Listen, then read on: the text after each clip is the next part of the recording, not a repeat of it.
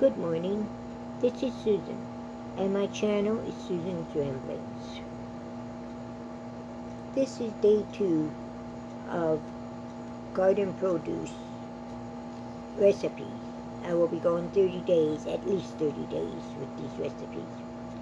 Here in South Dakota, we don't have as many things coming out of a garden right now as most of you do, simply because we cannot plant any of our warm weather vegetables, until the end of May or first part of June. We get a heavy frost generally between the 15th of May and the 30th of May. So we can just plant our cool weather vegetables up until that time. So therefore, we just have the basics so far. We just got done with radishes are done. And you can eat radish tops too, leaves too. And so I am going to go ahead and post these recipes, even though I don't have them to do right now, because most of you are further ahead in your canning and your produce than I am. This is a favorite corn recipe that I freeze. In fact, we like this frozen better than we like the canned stuff. But of course I will be canning too. And this is a very easy recipe. You just cut off the corn off the ears. We use an electric knife to do that. And you combine all these things, and you put it to boil. You boil for 2 minutes, you cool package and freeze it. Except I usually make an exception for this, and I put it in a large roaster, along with all of the corn in a large roaster, along with all the other ingredients, and I put it in the oven, and I bake it and bake it until it's heated through, which generally takes about 45 minutes to an hour. But then, don't throw your corn cobs away. You can make corn cob jelly. That is my next recipe. Corn cob jelly. I first learned of this recipe, several years ago. And I can't find my original recipe, so I went to the internet, to YouTube, and I got a recipe that was about like mine, from Diana the Canning Nana. And this is another simple thing you can do.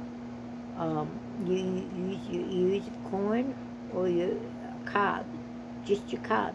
You've already taken the corn off to be used, and you add sugar to it, sugar in your water, and you all bring it on to a boil. First of all, you have to cook your cobs in water. You have to cook them first, and you cook them for about an hour, I believe it is. Hope it says here 45 minutes. And then you strain the juice out. Or some of them, like some people I've heard, just like the corn in there too, so they don't strain it at all because they want the corn in it.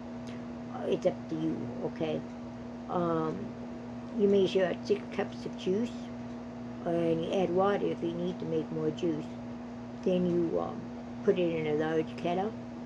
You add your sugar and your sugar first. Mix it all in, and you bring it to a boil. Make sure you stir all the time, or otherwise it's going to kind of stick on the bottom and scorch. And you don't want scorched jelly. Okay. Then you after it comes to a full rolling boil, you boil it for 5 minutes, and then you add your sugar and return it to another boil, and you boil it for a minute. Then you skim off your foam, or if you want to take the easy way, just add a tablespoon of butter to your jelly. It won't affect the taste of the jelly, it won't affect it at all, but it will cut down on this foam. But we find we like the foam, and I take the foam off, and I send it over to the center where they have their meals, and noon meal, and they will eat it, and they enjoy it. And it's a win-win situation for all of us. Then you go ahead after you've got the jelly made. Then you go ahead as you do any regular jelly. You pour it in the jars, wipe the rims, put your lids on, finger tight in the bands, and then you water band for 10 minutes. Um, this is, I use a variation of the Diana, the cooking Nana. This is a recipe, but like I said, I can't find my original recipe, and this is pretty close to my original one. Another thing, they used to make corn cob jelly out of, they didn't have sweet corn in the olden days, okay, in the good old days, and they would use field corn, and I did that with my family for many, many years. We used the field corn before it got too hard, and you have to watch it really close because once it gets past that stage, well then you can't use it anymore. But they would do the corn eat the corn off the field corn, and then of course the corn cobs would be red instead of yellow like we see. So they would have a red jelly, or before you say no, I don't want to do this. This corn cob jelly is going to taste a lot like honey. Okay, so then they'd have red jelly. So if you want to pretend that you got them from corn cobs, that color, you can add some food color into it. Not very much, but just a little, and make kind of a rose color. Okay, that's the next recipe. The next recipe is called Zucchini Pie, and I've mentioned this before. My daughter loves Zucchini Pie, and this came about because I don't know where the recipe came from. We've been making it for years, and when I say years, we've been making it for 40-some years. Just like this, we usually use the bigger zucchini, the ones that grow to be giant, because we missed them.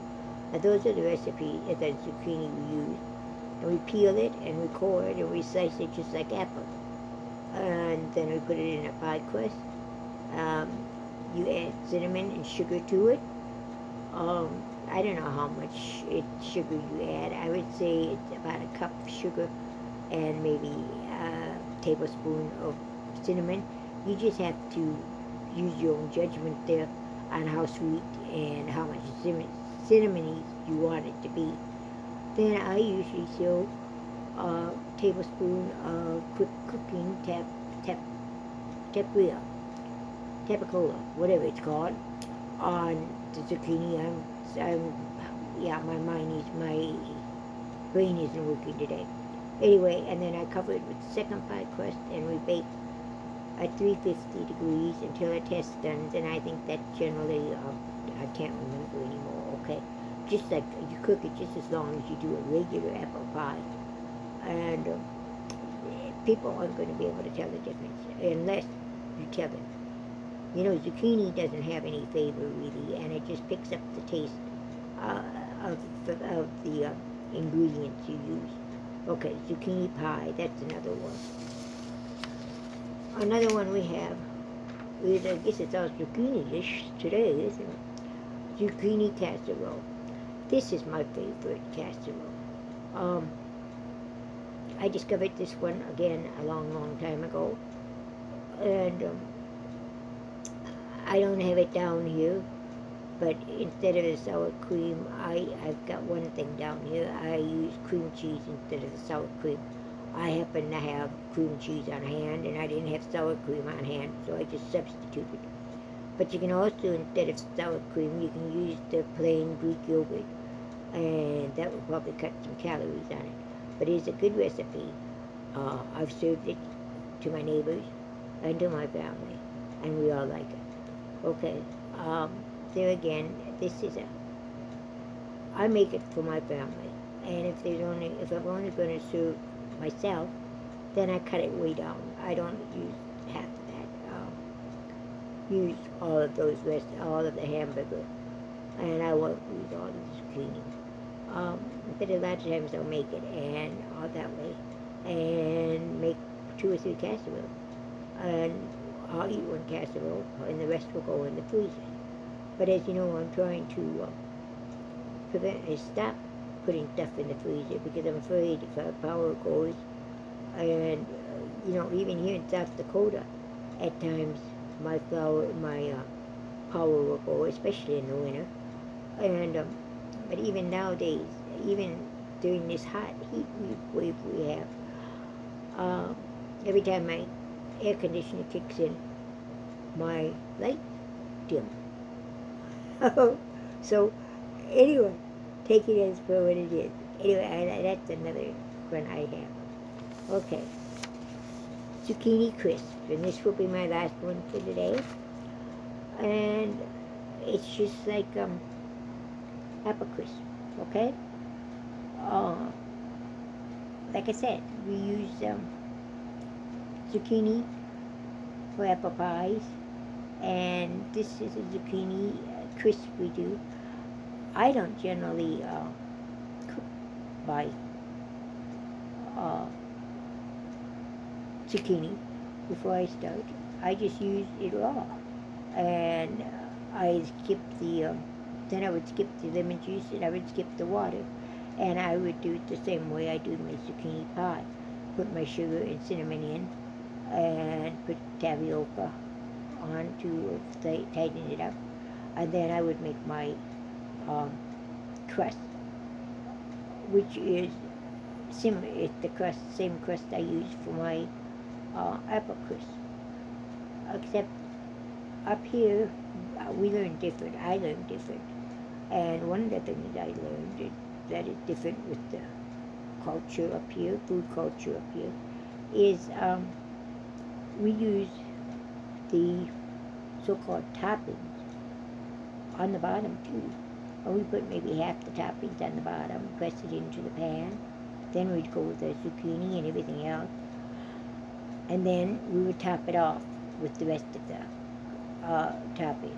That's the way I learned how to do it. That's the way I've always done it. That's the way I was taught.